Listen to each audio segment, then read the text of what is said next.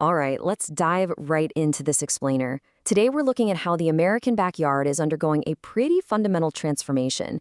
If you've been following housing and renovation trends lately, you've probably noticed that outdoor spaces are getting way more attention than ever before. But what we are seeing right now, especially up in the notoriously damp Pacific Northwest, isn't just a fleeting trend. It's literally a complete paradigm shift. We're going to be looking at the 2026 data for Portland, Oregon, and let me tell you, it tells a fascinating story about how we live, how we entertain, and how we adapt to our environment. So, to start us off, we really have to ask kind of a bold question based on this latest 2026 housing data. Is the simple backyard barbecue officially dead?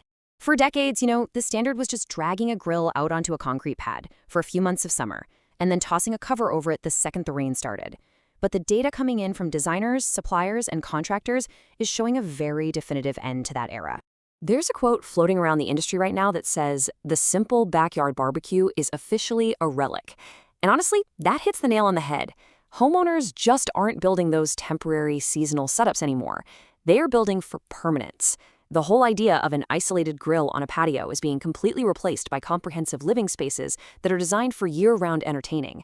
They're basically completely ignoring whether it's raining or shining out. It's a fundamental redefinition of the backyard, taking what used to be a purely seasonal space and turning it into a daily luxury.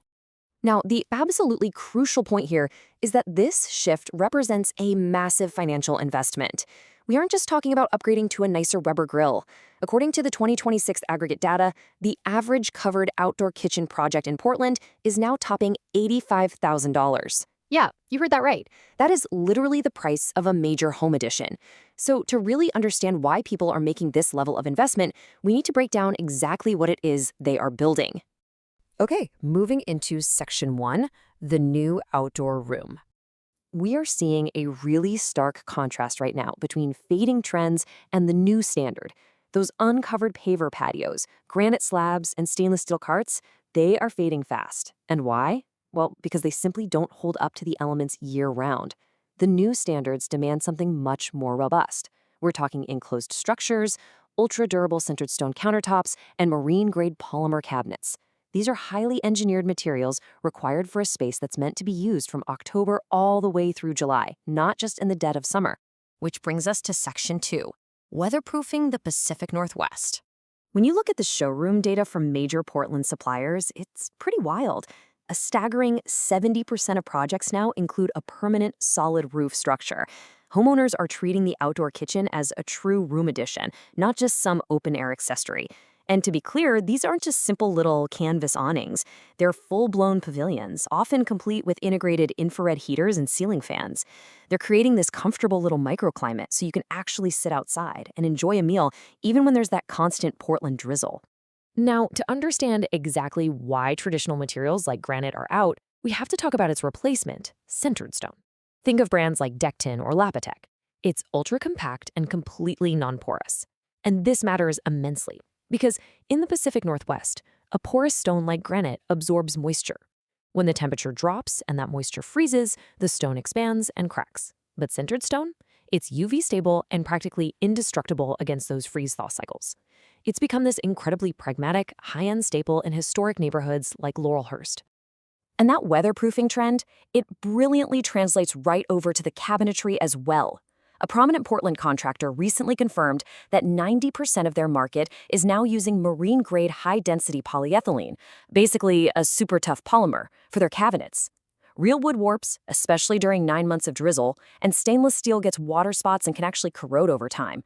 But these waterproof polymers completely eliminate the maintenance headache. Plus, they can be manufactured to perfectly mimic things like real rift-cut white oak. All right, Section 3, social and culinary upgrades. So the standard built-in gas grill is officially having to share the spotlight. Data from Renology's Project of the Day reveals a massive 40% jump since 2024 in outdoor kitchens that feature high-heat, dedicated pizza ovens from brands like Gosney and Alpha. They are literally becoming the centerpiece of the space. But here's the main takeaway. It's not actually just about the pizza.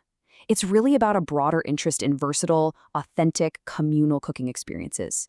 People want to roast vegetables or bake bread right out there in front of their guests. Pure function is absolutely taking priority here. Those charming string festoon lights, kind of out. What's in is layered, waterproof, under-cabinet LED task lighting to create a safe work triangle after dark. We're also seeing a massive shift toward two-tiered peninsulas. This basically elevates a bar height counter on the guest side, which keeps your friends engaged but safely out of the cook's way. And finally, dedicated beverage stations. We're talking under-counter fridges and gooseneck sinks are becoming totally essential so the host doesn't have to keep running back inside the main house for drinks.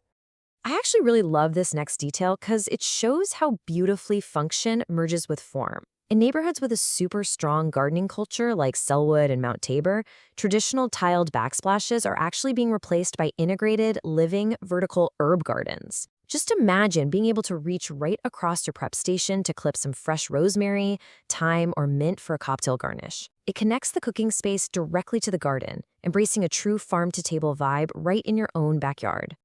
Let's jump to Section 4, the true cost of permanence. Okay, so let's ground all this inspiration in some financial reality. If we break down the 2026 data, a simple open-air setup is still roughly in the $20,000 to $35,000 range.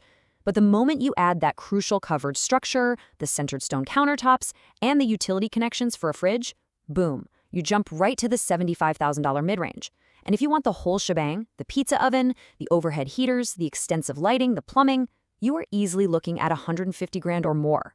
It's really those structural covers and the utility work that heavily dictate the final price tag. And, a huge driver of that cost is literally just labor. According to Oregon Bureau of Labor and Industries data, building these spaces requires highly specialized trades. You aren't just hiring a general landscaper, you are paying top-tier wages for licensed excavation, masonry, plumbing, and electrical pros who are specifically experienced with outdoor-rated installations and complex site prep. Which perfectly leads us to Section 5, avoiding common costly mistakes. The absolute biggest mistake homeowners make here is simply underestimating the climate. If you failed to plan for proper site drainage, or if you stubbornly choose traditional wood and porous stone, I guarantee you will watch your beautiful space rot and crack by February. Another huge pitfall is skimping on the utility line budget. Running gas, water, and electricity underground is undeniably expensive up front, but trying to retrofit it later? Total nightmare. And to combat those inevitable surprises that always pop up with outdoor excavation, the National Association of Home Builders strictly recommends setting aside a 10 to 15% contingency budget. This is absolutely critical in established cities like Portland, especially when you are digging around homes that are over 30 years old. Honestly, you just never quite know what you're going to find underground until you hit it with the shovel. Finally, whatever you do, do not skip the paperwork. Working with licensed contractors to sequence your trade and structural permits through the Portland Bureau of Development Services is absolutely non-negotiable. Skipping permits on gas lines or heavy structural pavilions is a massive safety liability, and it will cause huge headaches if you ever decide to sell your home down the road. So ultimately, as you look out at your own backyard and consider all these trends, you kind of have to ask yourself a deeper question. Are you just buying a seasonal place to grill a few burgers, or are you truly investing in an adaptable, year-round lifestyle that actually embraces the elements? The data is telling us loud and clear that the future of the backyard is permanent, it's weatherproof, and it's fully integrated into our daily lives. So, will your next renovation bring the indoors out no matter what the weather is doing? Food for thought. Thanks so much for joining me on this explainer, and I'll see you all next time.